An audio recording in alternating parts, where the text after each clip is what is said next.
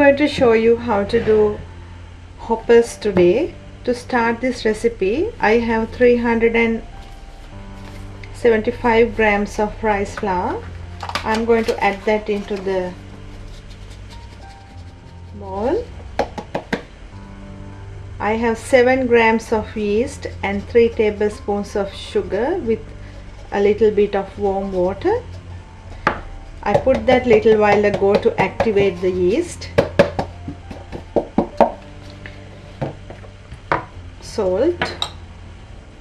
Salt always to your taste. Then I am going to add the yeast into the rice flour.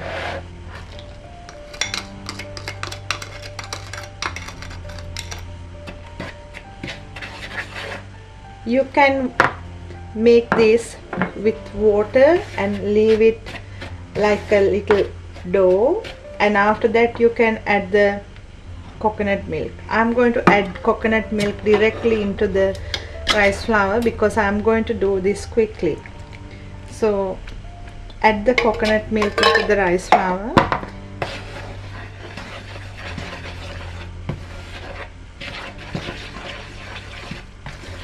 To get the right consistency, it's just like pancakes, so I think I need another can of coconut milk.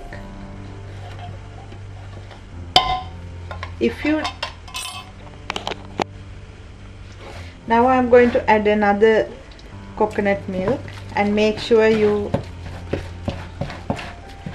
keep on mixing and get the right consistency. Don't add the second one at once.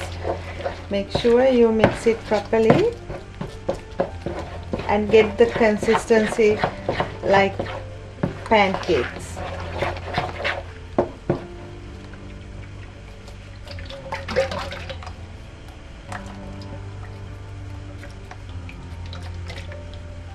When I was opening this, actually the top broke down.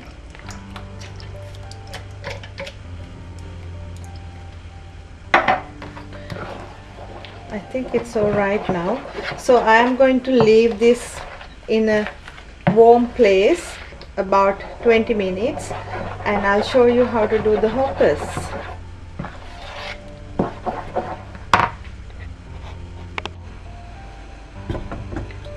I left my hopper pan on the stove to be hot, and I'm going to add 1 spoonful and turn it around. If you are using a non-stick pan, you don't need to oil the pan. If not, you need to oil the pan and cook it on low heat. Cover it and cook it on low heat about 2-3 minutes.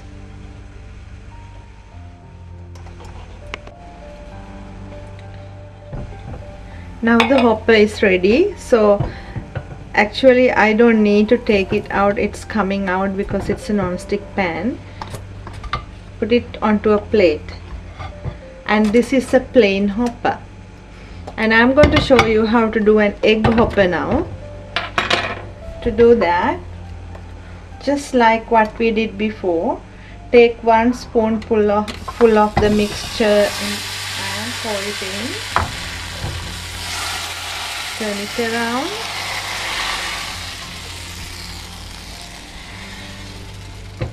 Now add 1 egg into the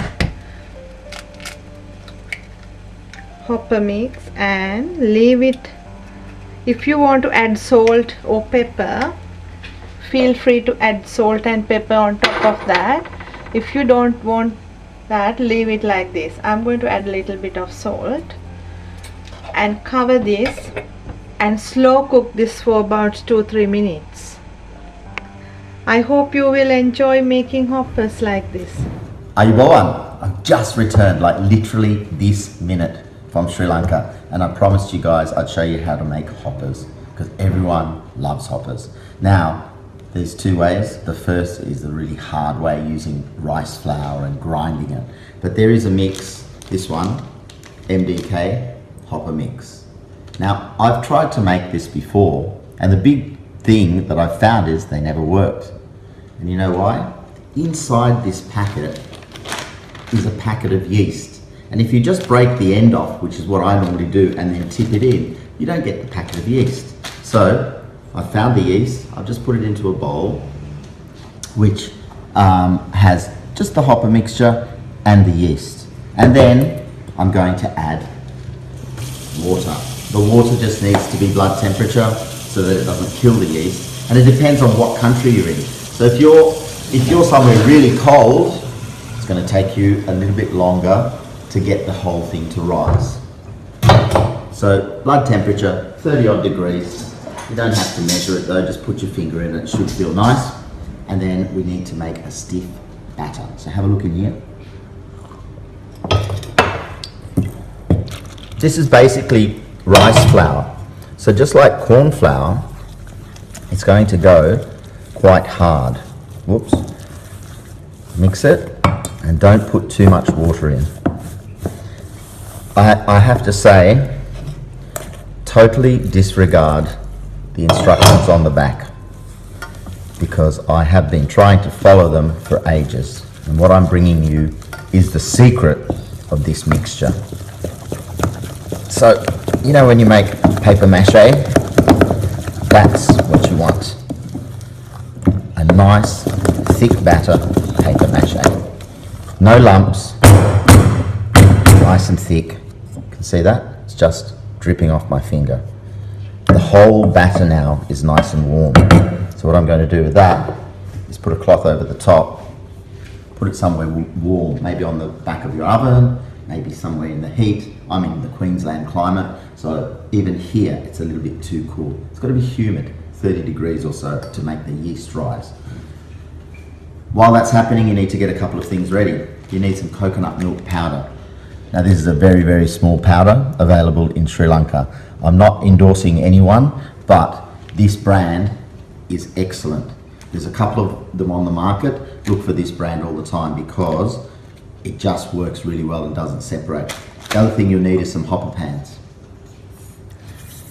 The hopper pans have been cured or seasoned, which I'll show you in a minute, but that is so important that you have them nice and smooth, a few lids and a scraper. But strangely in Sri Lanka what they do is they get a spoon and just bang it out so that it's totally flat, and I think that might work. Just going to have to wait now until it proves, which will be about 3 hours. The mixture now has been in here for an hour and a half. I turned the oven on, you can see down here, and the flues of the oven sort of gave it a little bit of heat. I turned it every now and again, and you can see that the mixture has started to crack and rise, meaning that the yeast itself is working. It's formed a bit of a skin, but you can see in there all the air bubbles. Right, so it's proved. It's nice and fluffy, lots of air in it. These are the ingredients that you'll need. You'll need to have 100 grams of coconut milk powder with 300 mils of water. If you make the water slightly warm, you won't get any lumps in the coconut powder, and you'll have a nice coconut milk. Give it a good whisk. So lightly fluff the egg. Make sure it's all combined. White sugar, not brown sugar this time because it'll colour the hopper mixture, and I don't want to do that. And some salt. So I always say use the same type of salt, but when you're using salt in this case, it would be better if it was just fine salt, finely ground salt. Sugar into the mixture as well, and then I want to make sure I get all of the egg, so I'm going to put that actually into the hopper mix. And now see the air bubbles in that, it's beautiful. Mix that through.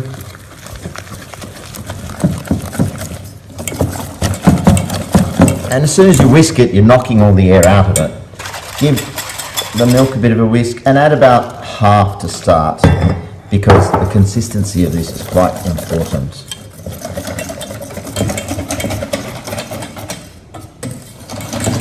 Too thick, and they're going to be gluggy, too thin, and you won't get the special thing that hoppers have, and that's that crumple-like feel right in the center. I've used it all because I think this mix is going to be perfect. I'll get a whisk, I'll get a ladle, and I'll show you how it should be.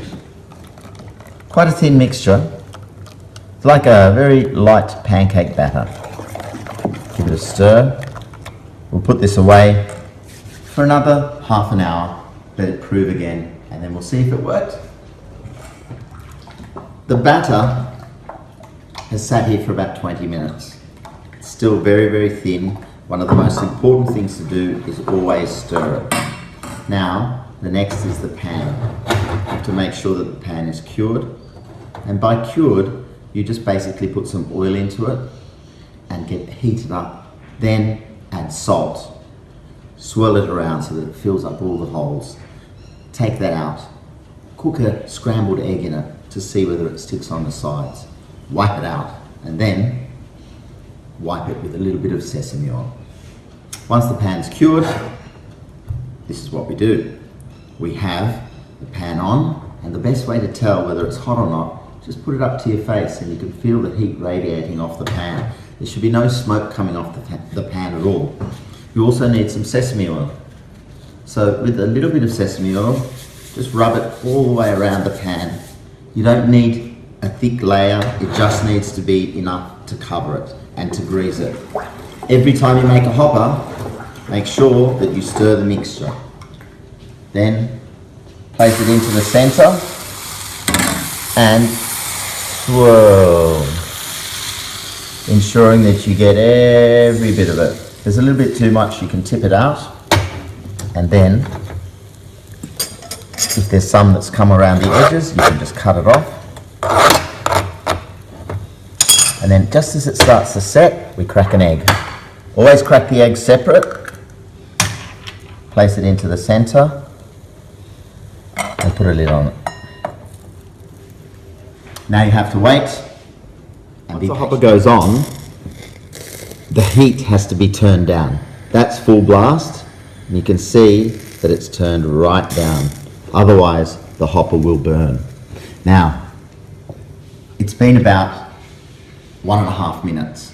I haven't touched the lid. It's really important not to take the lid off because the steam is just as important to cook this thing as is the heat underneath it. Now, I can have a look. Come in and check this out. It's starting to peel away from the sides, but you can see that over here, there's more heat on this side than that. So I'm just turning it. It's not quite ready, but when it peels away from the pan there, that's a great sign. I'm just going to add a little bit of pepper.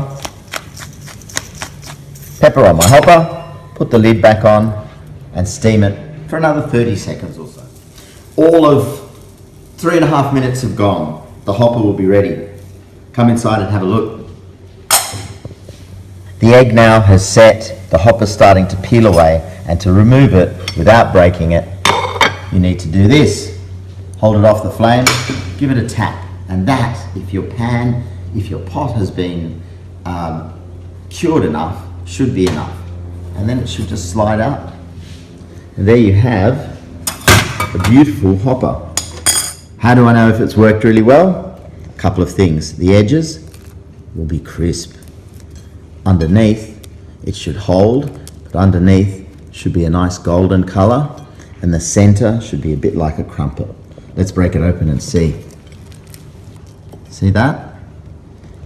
Like a crumpet, all fluffy, but crispy on the outside. Sri Lankan egg hoppers in Noosa. Enjoy it wherever you are. I'm scouring the world for Australia's favourite egg dish.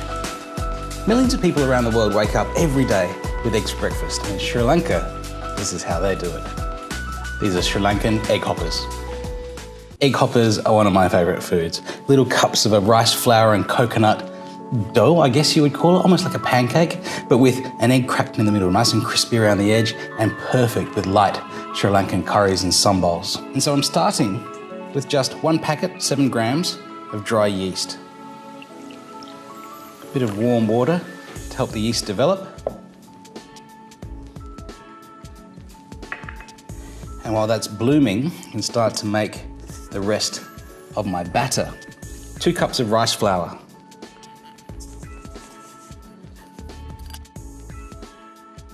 And a cup of coconut milk.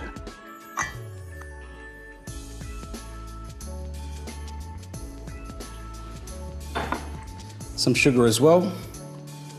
The sugar is optional, but I like it because it gives the outside of the hopper a really nice golden brown color. It tastes a bit nice too. Start to mix this together. Consistency is really important for a hopper batter, and it's going to change with the type of flour you use, the type of coconut milk you use. So you really want to use your eye and your hands to adjust how much liquid you need to add. I'm going to add in my bloomed yeast now.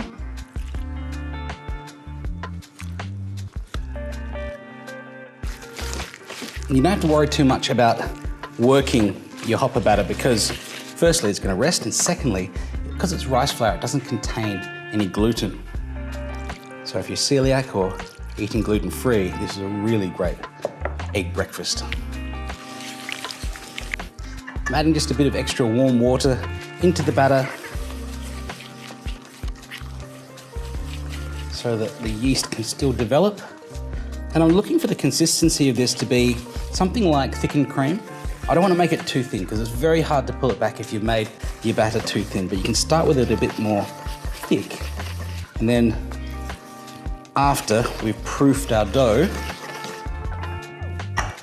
we can add a bit more water to thin it down before we cook our hoppers. The consistency you're looking for is when it comes off the whisk in a thin, steady stream. You can see that this stream is kind of breaking up a little bit, so it's probably a bit too thick, but this is actually a pretty good consistency for now. I don't need it to be the thin, steady stream at this point, so I'm going to put this aside, rest this for an hour or 2 to let the yeast proof our batter. And when I come back, I might add a little bit of extra water to thin it down so we get a perfect hopper consistency. So this is our hopper batter now. It's still pretty thick, kind of fluffy and light though. So I'm going to thin it down with a touch more water. Just go a bit at a time because you don't want to make it too thin.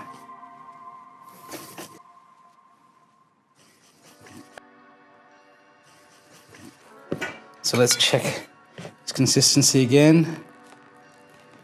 Looks pretty good. So it's time to start to cook our hoppers. For hoppers, you need one of these. This is a hopper pan. If you don't have one, you can use any small frying pan with a lid or maybe even a wok, you know, with a curved surface. They won't be quite the right shape, but if you can get your hands on a hopper pan, they will. The batter needs to go in, the egg goes on top, and the lid as well. Let me show you how it's done.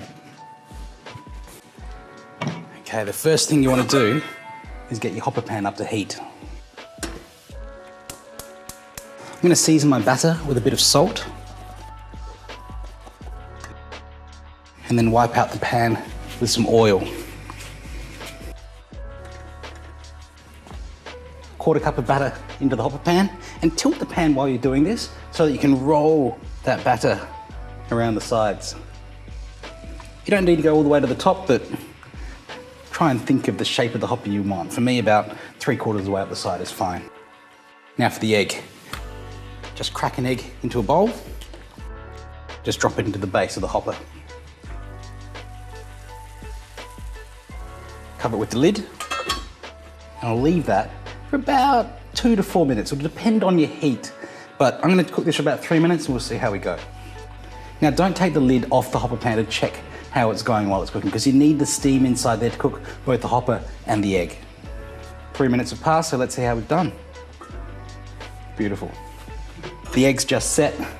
Just tease it away from the side of the pan. This is a non-stick hopper pan, so it's nice and easy. I'll shake it out. Perfect egg hopper. I'll make a few more.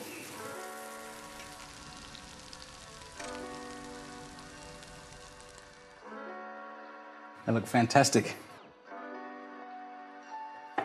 Egg hoppers. These just look amazing.